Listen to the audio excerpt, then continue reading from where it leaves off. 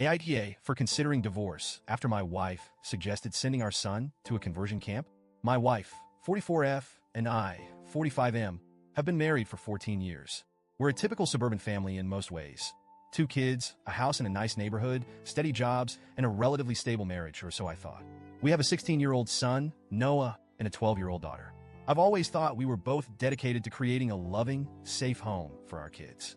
Now, though, I'm starting to question everything I thought I knew. A little background on us. My wife and I come from different worlds in some ways. I grew up in a fairly liberal household where things like sexuality weren't really discussed, but there was a general sense of acceptance.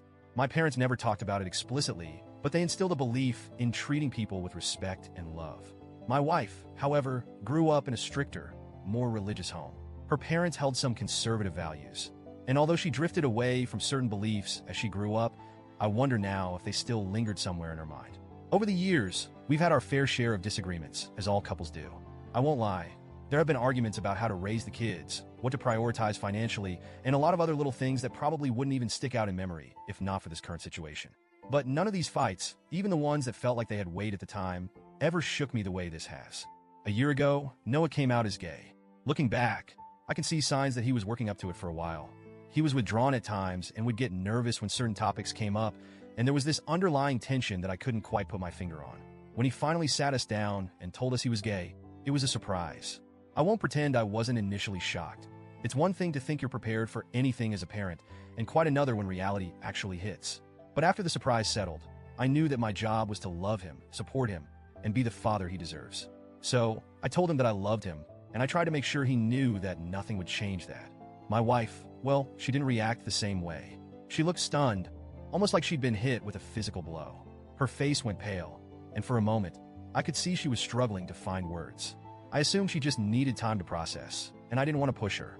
People process big news differently after all, but as days turned into weeks, it became clear that she wasn't handling this as a phase of shock or sadness that would pass. She would make small comments here and there that unsettled me.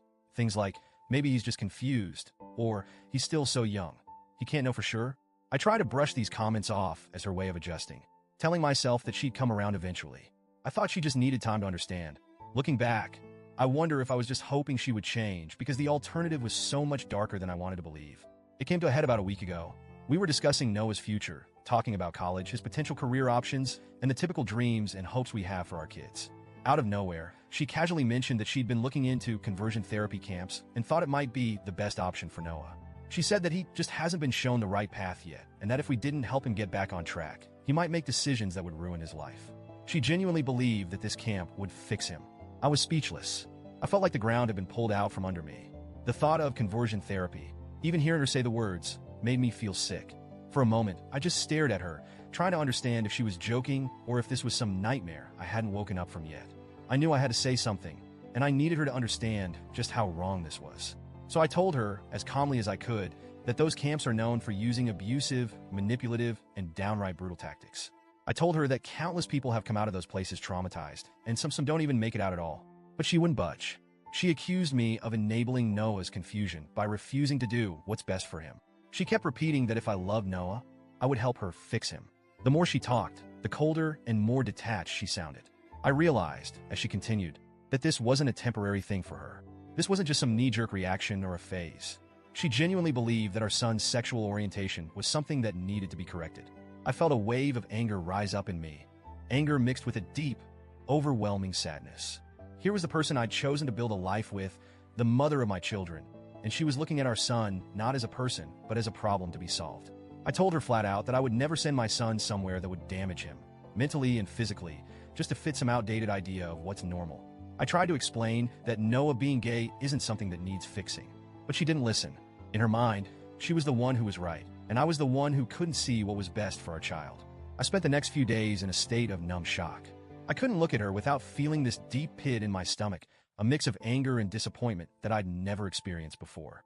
Every time I saw her, I felt this growing resentment. I found myself questioning everything, wondering if I'd been blind to this side of her all these years. I was grappling with the realization that maybe, just maybe, I didn't really know her at all. If I'm being honest, I don't even know if I love her anymore. The way she spoke about our son, the way she dismissed his identity like it was some illness that could be cured, disgusted me on a level I can't even fully explain. It broke something in me, something I'm not sure can be fixed. Noah has his whole life ahead of him, and being gay is going to come with its own challenges. The world is still far from perfectly accepting, and people like my wife, people who think the way she does, only make it harder for people like him. The thought that I would be contributing to that kind of harm, that I'd be complicit by staying silent or standing by her side, feels unbearable.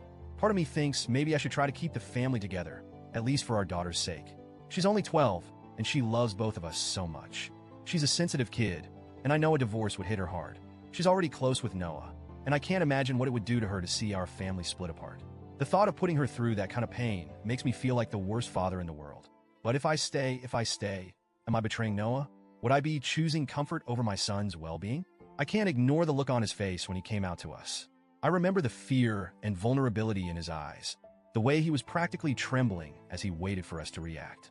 I promised him that he had nothing to worry about, that I'd always be there for him, no matter what. How can I keep that promise if I'm living with someone who wants to change him, to hurt him in ways I can barely bring myself to imagine? In the days since that conversation, I found myself drifting further and further from her, both emotionally and physically. We don't talk as much as we used to. Every time I look at her, all I see is the person who would willingly send our son to a place that could destroy him. I don't know how to move past that. I don't even know if I want to. I've been researching legal options, trying to understand what a divorce might mean for us. I've looked into custody arrangements and talked to a few close friends who've been supportive. They all say I'm doing the right thing by protecting Noah, but they also remind me that leaving will change everything, not just for him, but for our daughter too. The thought of ripping my kids' lives apart over this, it makes me feel like I'm failing them both. I finally sat down with Noah, and we had a long, honest talk. I told him that no matter what happens, I love him and that he doesn't need to be afraid of being himself. He seemed relieved, but he also looked so sad, like he was carrying the weight of our family's problems on his shoulders. He even said, "I didn't mean to make things harder for you guys," and hearing that nearly broke me. No child should feel like they're a burden to their parents for simply being who they are. Right now, I'm just trying to keep it together for my kids. I don't have all the answers yet, but I know one thing for sure. I can't let anyone hurt my son, not even his mother. So, Reddit, AITA for considering divorce? Would I be the asshole for tearing our family apart because I can't live with someone who thinks conversion therapy is okay? I never wanted any of this, and I don't want to lose my family. But I'm not sure I can keep pretending to be okay with this either.